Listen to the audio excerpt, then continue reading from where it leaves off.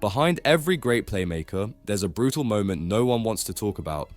And this one, it nearly blew up the relationship between Richie Mo'unga and Ronan O'Gara. In a raw and revealing interview on the aftermatch, Ronan O'Gara opened up about coaching Richie Mo'unga during his early Crusaders years and how their relationship nearly collapsed over a single conversation. When asked about the greatest player he's ever coached, O'Gara didn't hesitate. From a personal relationship, it was Richie Mo'unga. But then came the bombshell. I had a difficult start with him because I asked him for his kicking program. I just kind of said, Richie, that doesn't stack up to being world class for me. I thought you said you wanted to be world class. We didn't really speak for 3 or 4 months. It was really difficult, but I had to stay true to what I thought was world class to push him. Let that sink in. A 3 to 4 month silence between a rising fly half and his coach over a challenge to his ambition. No easy bonding, no scripted mentor-student cliche. O'Gara called him out and it almost shattered the dynamic. But what came next, few saw coming.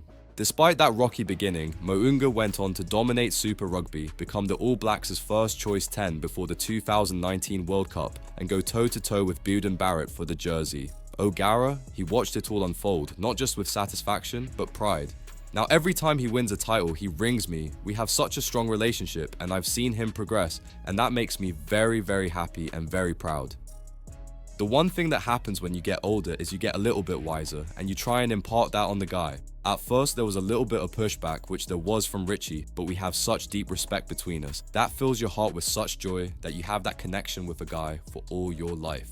So, what changed? According to O'Gara, it wasn't about titles, it was about trust. A brutally honest standard that turned into a bond. But the most controversial part?